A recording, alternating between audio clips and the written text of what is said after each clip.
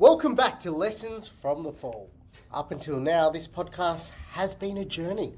We've gone through the fall. We've unpacked the mindset. We've spoken about ego, pressure, decisions. We've gone into lending, deals and relationship.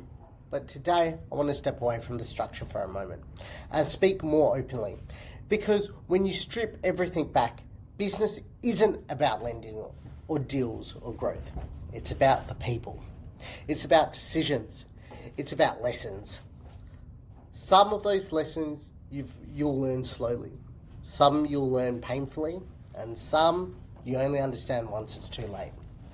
What I want to do today is share those lessons.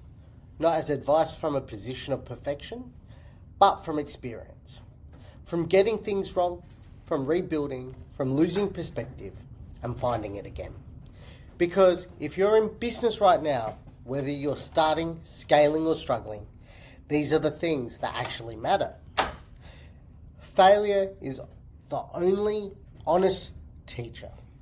Let me start with something that took me a long time to accept. Failure is the only honest teacher in business. Success is selective. It shows you what worked, but it hides why. It hides the risk you didn't see.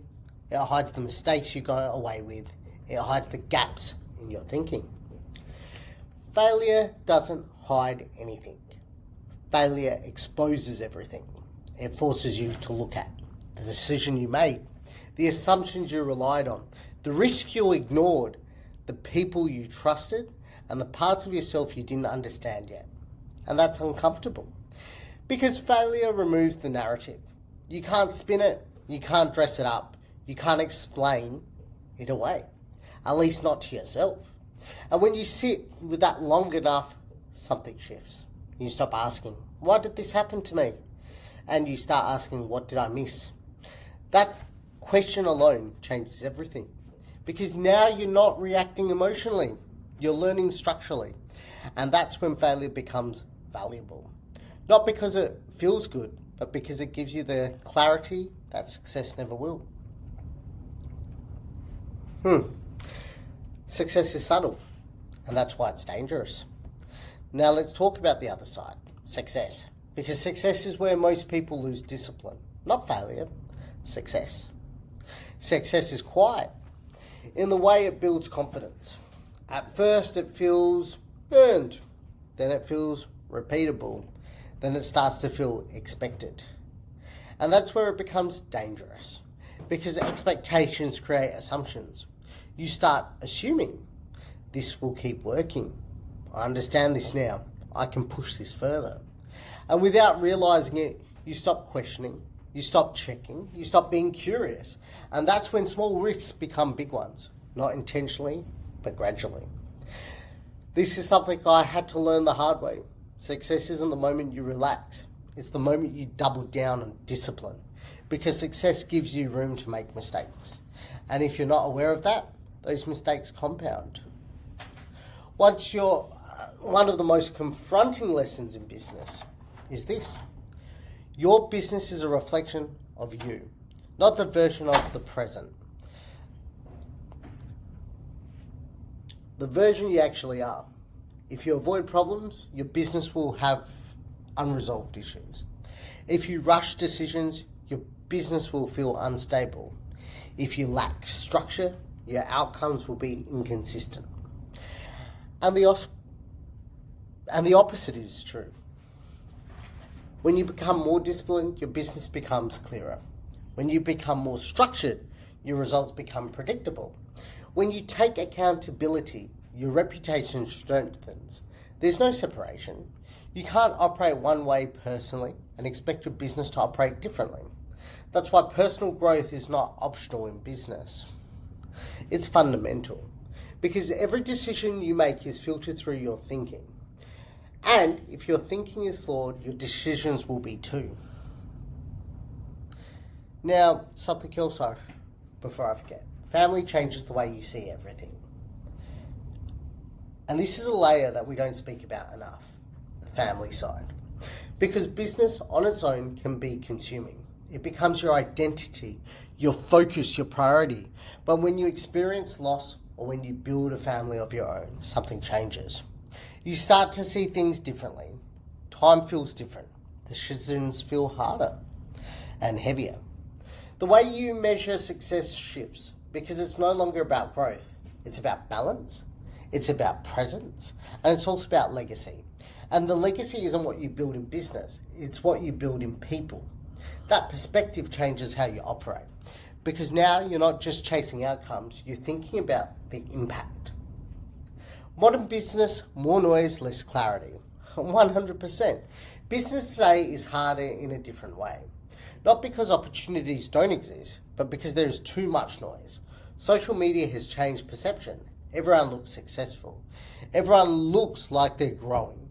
Everyone looks like they've figured it out. But most of that, it isn't real. What you don't see is the presence behind the scenes, the pressure behind the scenes, the financial stresses behind the scenes, the uncertainty behind the scenes, the decisions people are struggling with behind the scenes.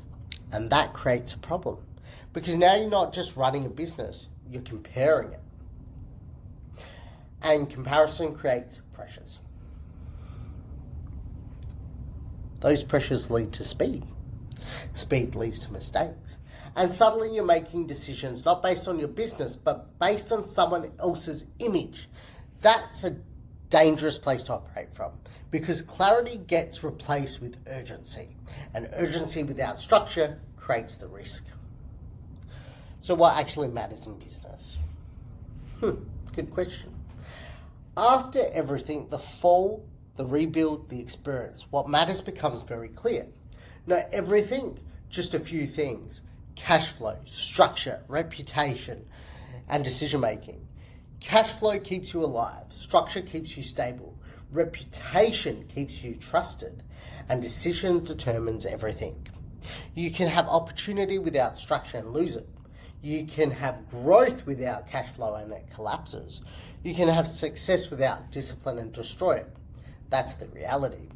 Business isn't complicated, but it requires consistency, and consistency requires discipline. So let's go through some scenarios. Let's introduce something I want to build into this podcast moving forward. Real scenarios. Because business isn't theory, it's decisions made under pressure. So let's think of a scenario. Let me tell you about one. We were presented with an opportunity that could significantly grow my business. But something about it doesn't sit right with me, with my general manager, with my lawyers, with my accountants. And most importantly, it didn't sit right with my wife. But there's no clear issue, just uncertainty. Do we move forward or do we stop? For me today, I stopped. Not because I'm hesitant, but because I've learnt that uncertainty is often a signal, and ignoring signals leads to consequences. Here's another scenario. Our business is growing quickly. Revenue is increasing, but internally things feel disorganised.